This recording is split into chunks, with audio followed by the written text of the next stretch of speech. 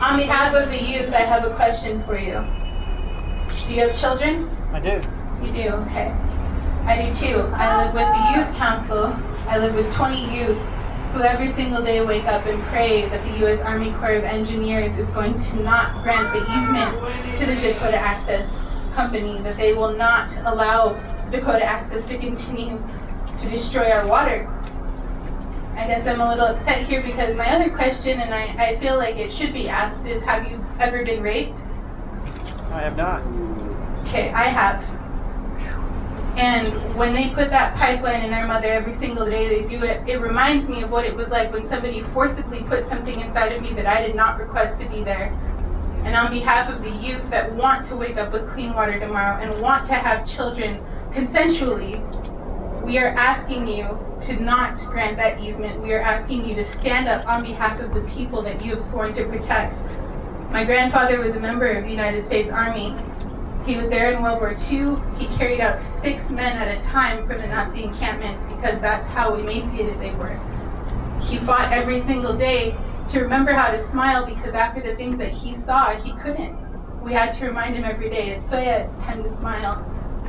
Every single day I look at these kids that have seen more destruction and more disaster in their lifetime than anyone should ever have to. And my little brother and sister every single day come back to me and they say, the mace didn't hurt as bad today. The tear gas didn't hurt as bad today. You know, you took an oath to protect us. Your companions, your colleagues, they took an oath to protect us.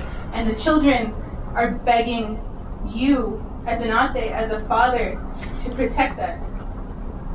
I don't feel that I can trust my government to protect me because it never has.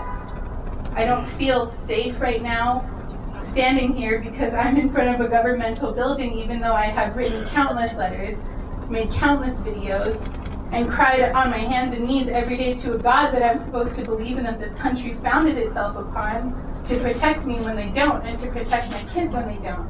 So I guess my only question to you is, what do you intend to do when Dakota Access comes to you with a stack of money saying that they are willing to buy your signature on a document saying that they can drill underneath our sacred waters?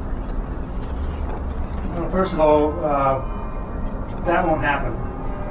Second of all, you saw the Army released a statement yesterday that indicated that we're going to be meeting with the Standing Rock Sioux to talk about that easement in the coming days. And I know that we're already making arrangements to talk with the leadership. And what we're very interested in over the last few months, the Standing Rock has given us lots of new information. Have given us lots of new information, and we want to have discussions about that, make sure that we understand that. Because we haven't made a decision yet, we want to make sure we have all the information before we make a decision. But once we have that information, it'll be made on the basis of law and not on the basis of someone sending money under the table, because that won't happen. Have you been to the Arlington National Cemetery? Absolutely. I walk the grounds of the Arlington National Cemetery once a week. Okay, so every single day I walk on the land that Dakota Access churned. The graves that they dug up. Our people are maced. We have dogs attacking us. We have the Morgan County Sheriff's Office who have made it their personal mission to hurt our people.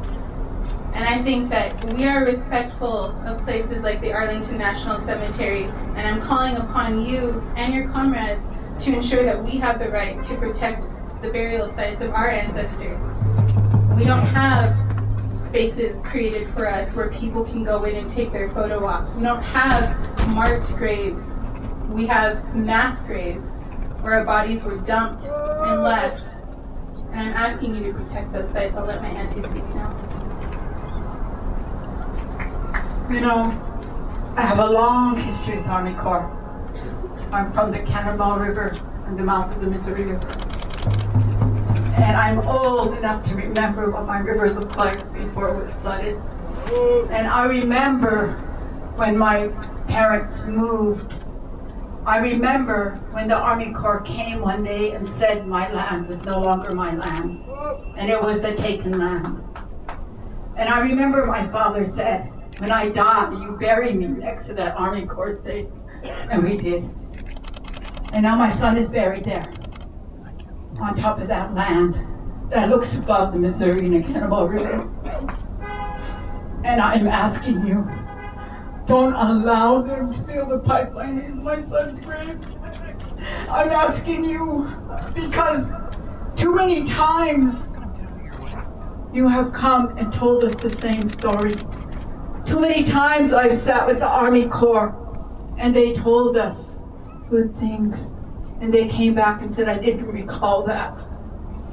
Too many times we have come to the Army Corps and met good people who turned their back on us. And so I am worried.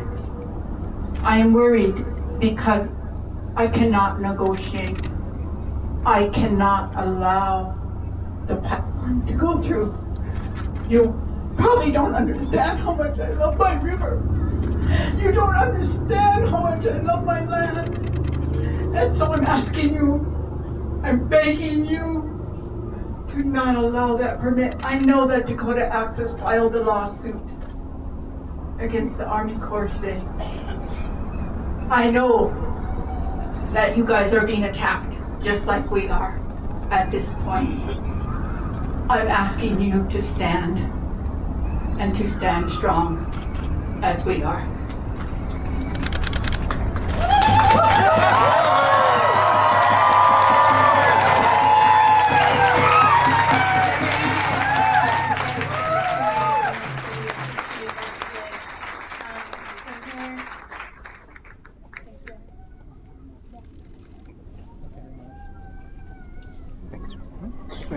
I think. What's your name? What's your name? General Jackson. Have, You can see it on the website. People that maybe want to walk to go hang out outside President Obama's house now. Is anybody down? Alright, well, we're going to figure that out, and you guys hang out. Stop what they're real doing. nice to each other, and then They are committing torture. That is a war crime. You stop the more. Thank you, sir. Appreciate that. Thanks for talking to us today, man. I really Of course. appreciate it. That's it.